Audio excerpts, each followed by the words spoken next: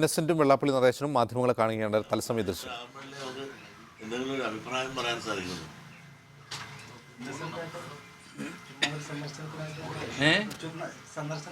ചുമ്മാ സന്ദർശനത്തിനല്ല, ഞങ്ങളുടെ എല്ലാ അനുഗ്രഹങ്ങളും. ഞാൻ കഴിഞ്ഞ പ്രാവശ്യം ഇതുപോലെ തന്നെ വന്നിട്ടുണ്ടായിരുന്നു. എലക്ഷനിന് മുമ്പ് ഞാൻ ഇവിടെ വന്നു. സാറ് പറഞ്ഞു, ഞാൻ നിങ്ങളുടെ കൂടെയുണ്ട്, നിങ്ങൾക്ക് എന്ത്. ഞാൻ പറഞ്ഞു, എനിക്ക് ആ അനുഗ്രഹവും കാര്യങ്ങളൊക്കെ മതി. അങ്ങനെ ഇവിടെ നിന്നാണ് നമ്മൾ പിന്നെ പോയത്. അപ്പോൾ ഇത്തവണയും എലക്ഷൻ വന്നു കഴിഞ്ഞപ്പോൾ കാര്യം 4 കൊല്ലം 8 മാസമൊക്കെ 9 മാസമായി. ഞങ്ങൾ ഈ പറഞ്ഞ പോലെ വല്ലപ്പോഴും എയർപോർട്ടിൽ വെച്ചൊക്കെ കാണും. അപ്പോൾ ഈ പ്രാവശ്യം ഈ അനുഗ്രഹങ്ങളും ഇതൊക്കെ നമുക്ക് വേണം. മാത്രമല്ല, ഞാൻ അതിന് ശേഷം ഈ പറഞ്ഞ പോലെ മണ്ഡലത്തിൽ ചെയ്യാവുന്ന ഒരുപാട് കാര്യങ്ങൾ ചെയ്തിട്ടുണ്ട്. അപ്പോൾ ആ ഒരു ധൈര്യം എനിക്കുണ്ട് ഇവിടെ വരുമ്പോൾ. അതല്ലെങ്കിൽ ഞാൻ തന്നെ അനുഗ്രഹിച്ചിട്ട് ഞാൻ അവിടെ എന്താ ചെയ്തതെന്ന് ചോദിച്ചാൽ വലിയ ബുദ്ധിമുട്ടായിപ്പോയി. അപ്പോൾ അതൊക്കെ നമ്മൾ ചെയ്തിട്ടുണ്ട്. അതൊക്കെ ഒന്ന് പറയാൻ വേണ്ടി വന്നതാണ്. പിന്തുണ പറഞ്ഞോ? പിന്തുണ അത് നിങ്ങൾ എന്നോടല്ല ചോദിക്കേണ്ടത്, സാറിനോട് ചോദിക്കുക. പിന്തുണ ഇല്ലെങ്കിൽ ചിലപ്പോൾ വന്ന വഴിക്ക് തന്നെ അപ്പോൾ ശരി കേട്ടോ എന്ന് പറഞ്ഞയച്ചാൽ ഇത്രയും നേരം ഇരുത്തേണ്ട കാര്യമില്ലല്ലോ. ചാലക്കുടിയിൽ എനിക്ക് ഈ കഴിഞ്ഞ പ്രാവശ്യമൊക്കെ വരുമ്പോൾ ഞാനൊരു പുതിയ ആളാണ്. ഞാൻ ഇതുവരെ ഇങ്ങനെയുള്ളൊരു കാര്യങ്ങളൊന്നും നമുക്കറിയില്ല. അന്ന് എനിക്കൊന്നും പറയാനുണ്ടായിരുന്നില്ല. സിനിമ അഭിനയിച്ചതും സിനിമയിലെ റോളുകളും മാത്രമേ ഉണ്ടായിരുന്നുള്ളൂ. അപ്പോൾ എന്തെങ്കിലും തമാശകളൊക്കെ പറഞ്ഞു പോകും. പക്ഷേ ഇപ്പോൾ നമുക്ക് പറയാൻ ഒരുപാട് കാര്യങ്ങളുണ്ട്. നമ്മൾ ചെയ്തു.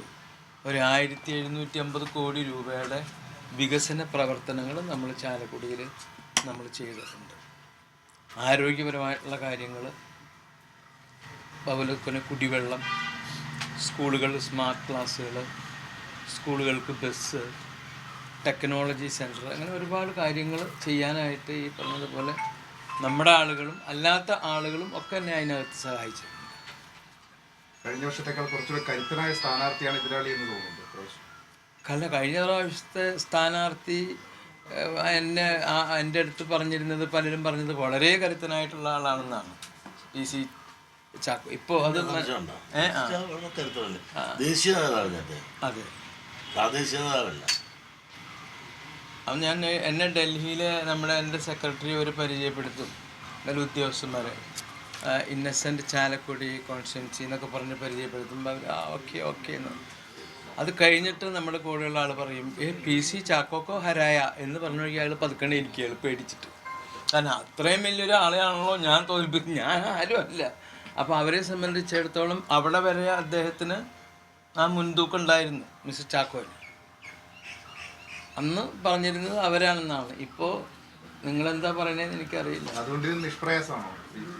അങ്ങനെ പറയാൻ പറ്റില്ല. അത് അങ്ങനെ ഞാനും അങ്ങനെ ആരും അല്ലായിരുന്നല്ലോ. ചില വിധി എന്ന് പറയാം. ചിലപ്പോൾ അവിടെയുള്ളവർക്ക് തോന്നുകയാണ്. ഇത്തവണ ഞാൻ പറഞ്ഞില്ലേ, ഇത്രയും വികസന പ്രവർത്തനങ്ങൾ ചെയ്തതുകൊണ്ട് അതൊക്കെ അവർക്ക് മനസ്സിലാക്കി കഴിഞ്ഞാൽ അവരെനിക്ക് വോട്ട് ചെയ്യുമെന്ന് എനിക്ക് തോന്നുന്നു. UDFന്റെ സ്ഥാനാർത്ഥി പട്ടികയ്ക്ക് വന്നപ്പോൾ എങ്ങനെയാണ് കാണുന്നത്? മൊത്തത്തിൽ UDFന് ഒരു മികച്ച സ്ഥാനാർത്ഥികൾ വന്നു എന്നുള്ളൊരു ഫീല്. അതൊക്കെ എനിക്ക് അങ്ങോട്ട് പറയാനായിട്ട്, അതിനൊക്കെ എന്നെക്കാളൊക്കെ ഈ കാര്യത്തിലൊക്കെ അറിയാവുന്ന ആളാണ് നടേശൻ സാർ. നമ്മളൊക്കെ ഇതിൻ്റെ അകത്ത് മുട്ടൂത്തി അഴിഞ്ഞു വന്നിട്ടുള്ള ഒരാളാണ്.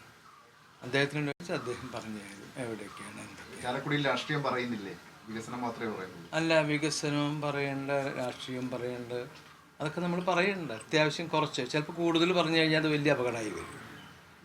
നമ്മൾ നമ്മുടെ എതിർ സ്ഥാനാർത്ഥിയെ പറ്റി അയാൾ അങ്ങനെയാണ് ഇങ്ങനെയാണെന്ന് പറഞ്ഞു കഴിഞ്ഞാൽ മറ്റുള്ള ആൾക്കാർക്ക് അവരെൻ്റെ സ്വഭാവം കൂടി അളക്കും. പറയുന്നതിന് ചില മര്യാദകളും കാര്യങ്ങളൊക്കെ ഉണ്ട്, അതൊക്കെ വെച്ചിട്ടേ പറയുന്നുള്ളൂ. മറ്റ് രാഷ്ട്രീയക്കാരെയും നമ്മൾ മോശമായിട്ട് അങ്ങനെ പറയേണ്ട കാര്യമൊന്നുമില്ല.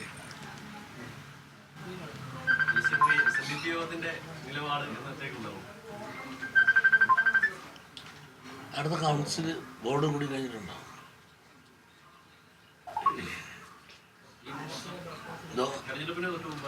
ഉണ്ട്, അത് തീർച്ചയായിട്ടും തെരഞ്ഞെടുപ്പിന് മുമ്പുണ്ടാകും. എല്ലാം ഒക്കത്തില്ലല്ലോ.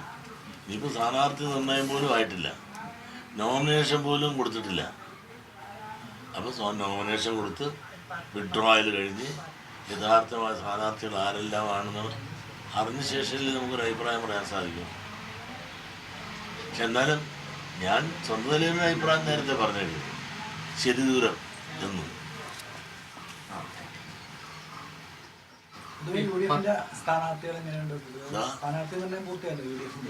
യു.ഡി.എഫിൻ്റെ എല്ലാ സ്ഥാനാർത്ഥികളും മിടുക്കന്മാരാണ്, ആരും മോശമാണെന്നും പറയാൻ സാധിക്കില്ല.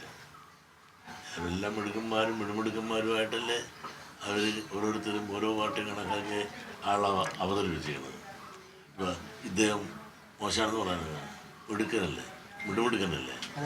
കാരണം ഒരു സിനിമാ നടൻ ഇത്രയും പെട്ടെന്ന് ഇങ്ങനെ ഉയർന്ന നിലയിൽ ഒരു ജനാകീയ നേതാവായി വന്ന് ചാലക്കുടിയിൽ ജയിക്കുന്ന ഇത്തരം നല്ലൊരു പ്രകടനം അദ്ദേഹത്തിൻ്റെ പൊതുപ്രവർത്തനത്തിൽ ജനങ്ങളിലേക്ക് ഇറങ്ങി നിന്ന് പ്രവർത്തിച്ച് ജനങ്ങളുടെ ഇടയിൽ ഒരു സിനിമാനടനുപരി ഒരു ജനകീയ നേതാവെന്ന ഒരു പദവിയിലേക്ക് എത്തുമെന്ന് നമ്മളാരും വിചാരിച്ചതല്ല. ഇപ്പോൾ തന്നെ നമുക്ക് എല്ലാവരിൽ നിന്നൊരു വ്യത്യസ്തനായിട്ട് ഇദ്ദേഹത്തെ കാണുന്നറിയാം. ഞാനുൾപ്പെടെ എതിർക്കുന്നവരെ രണ്ട് ചീത്തകളും പറയും. ഒന്നുമില്ലെങ്കിൽ മണ്ണുകുത്തിനെങ്കിൽ അതങ്ങനെ ചെയ്യും. ഇദ്ദേഹം ആരെപ്പറ്റിയും ഒരു പരപക്ഷ ബഹുമാനത്തോടു കൂടി അല്ലെങ്കിൽ എന്തോ വിമർശനം വന്നാലും ആ വിമർശനത്തിനെതിരെ ആ വിമർശിക്കുന്നവൻ്റെ ഭാഷയിൽ ഒരിക്കലും പ്രതികരിക്കത്തില്ല. ഇപ്പം തന്നെ നിങ്ങൾ പറഞ്ഞു കേട്ടില്ല, ഞാൻ ആരെയും പറയില്ല. ഞാൻ പറഞ്ഞാൽ മറ്റുള്ളവർ എൻ്റെ സ്വഭാവത്തെ പറ്റി അളക്കുകയല്ലേ. അത് തന്നെ വലിയൊരു സ്വഭാവ ഗുണമാണ്. അങ്ങനെ സ്വഭാവ ഗുണമുള്ള വളരെ അപൂർവ ആളുകളെ ഇന്ന് പൊതുപ്രവർത്തന രംഗത്തായാലും പൊതുരംഗത്തായാലും ഉള്ളു. അങ്ങനെ എന്തുകൊണ്ടൊരു വലിയൊരു സ്വഭാവ ഗുണവും അതിനെല്ലാം ഒരു ദൈവം അനുഗ്രഹിച്ചാണ്. ഇങ്ങനെ നിങ്ങൾക്കെല്ലാം അറിയാവുന്നല്ലോ, ഒരുപാട് പേരുടെ പ്രാർത്ഥന ഞങ്ങൾക്ക് ബോധ്യമുള്ള പലരുടെ അറിയാം. ഇന്നസെൻ്റ് ഒന്നും സംഭവിക്കരുതേ എന്ന് പ്രാർത്ഥിച്ച ഒരുപാട് ആളുകളുണ്ട്. ആ പ്രാർത്ഥന ദൈവം കൈക്കൊള്ളു എന്ന് വിശ്വസിക്കുന്നവരാണ് പലരും. അദ്ദേഹത്തിന് ആ രോഗത്തിൽ നിന്ന് മുക്തനാകാൻ സാധിച്ചു എന്നുള്ളത് തന്നെ ഒരു വലിയ ദൈവാധീനമാണ്. അടുത്തൊരു അംഗം കുടിക്കുവാനുള്ള തൻ്റെ ഇടവും അതിന് ചെയ്യാനുള്ള മനസ്സുണ്ടായി എന്നുള്ളതും അത് വലിയൊരു അത്ഭുതവും ദൈവത്തിൻ്റെ വലിയൊരു കാരുണ്യമാണ്.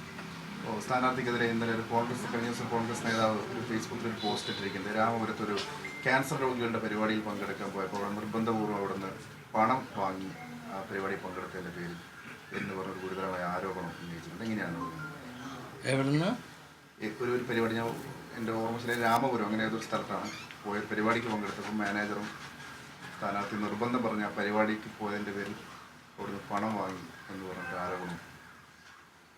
എനിക്ക് ഓർമ്മയില്ല. ഞാനിനി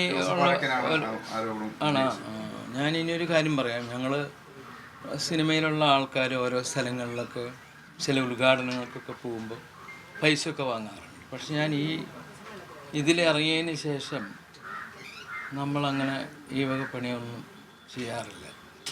ഒന്നാമത്തെ സമയമില്ല. തല ഉണ്ടെങ്കിൽ പറയും. പിന്നെ ക്യാൻസർ എന്ന് പറഞ്ഞിട്ട് കുറേ ആളുകൾ കുറേ തട്ടിപ്പുകൾ നടത്തുന്നുണ്ട്. ക്യാൻസർ എന്നുള്ള പേര് വയ്ക്കുമ്പോൾ അത് കേൾക്കുമ്പോൾ ഉണ്ടാവുന്ന അതാണ്. പിന്നെ വാഴക്കൻ്റെ അടുത്ത് ആരെങ്കിലും പറഞ്ഞിട്ടുണ്ടാവാം.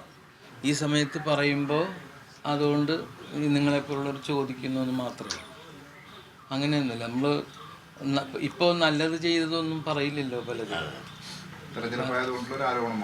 അത്രേ ഉള്ളൂ. സമുദായ നേതാക്കന്മാരെല്ലാവരും സന്ദർശിക്കുന്നുണ്ടോ? സമുദായ നേതാക്കന്മാരെ എല്ലാവരും, എനിക്ക് അടുപ്പുള്ള ആൾക്കാരെയൊക്കെ ഞാൻ പോയി. NSS നേതൃത്വത്തിന് ഞാൻ കണ്ടിട്ടില്ല. നമ്മുടെ അവിടെയുള്ള ആളുകളോട് പറയും. അവരൊക്കെ എൻ്റെ പഴയ പരിചയക്കാരായിട്ടുള്ള ആൾക്കാരാണ്. ചങ്ങനാശ്ശേരി പോയി കാണാൻ ഉദ്ദേശമുണ്ട്? ചങ്ങനാശ്ശേരിയിലേക്ക് ഇപ്പോൾ കാണാൻ പോകുന്ന ഉദ്ദേശമില്ല എനിക്ക്. നമ്മുടെ അവിടെയുള്ള NSSൻ്റെ ആൾക്കാർ, എൻ്റെ കൂടെ പഠിച്ചവർ, അങ്ങനെയുള്ള ആൾക്കാരുണ്ട്. അവരൊക്കെ ആയിട്ട് പറയാം. അവരൊക്കെ നമ്മുടെ ആളുകളാണ്. ഇവിടെ എന്ന് പറയുന്നത് ഞങ്ങളുടെ ചില പിതാക്കന്മാരെ കാണാൻ പോകാറുണ്ട്. ആലഞ്ചേരി പിതാവ് കഴിഞ്ഞ വർഷവും ഞാൻ പോയിരുന്നു. ഞങ്ങളുടെ ബിഷപ്പ് അവിടെ പോയിരുന്നു. നടേശൻ സാറ്, ഇങ്ങനെ കുറച്ച് ആളുകളെ നമ്മൾ കണ്ടു. മാർക്ക് ക്രിസ്റ്റോസ്റ്റൻ തിരുമേനി ഞാൻ പോയിട്ടില്ല. പോണം ഉണ്ട് എനിക്ക്. കാരണം ഞാനൊക്കെ സുഖമില്ലാണ്ടുള്ള സമയം കണിച്ചുകുളങ്ങരയിൽ വെള്ളാപ്പള്ളി നടേശൻ്റെ വസതിയിലെത്തി കണ്ട ചാലക്കുടിയിൽ LDF സ്ഥാനാർത്ഥി ഇന്നസെൻ്റ് MP മാധ്യമങ്ങളോട് സംസാരിക്കുക. അതിൻ്റെ വിവരം തത്സമയ ദൃശ്യങ്ങളാണ് കണ്ടത്.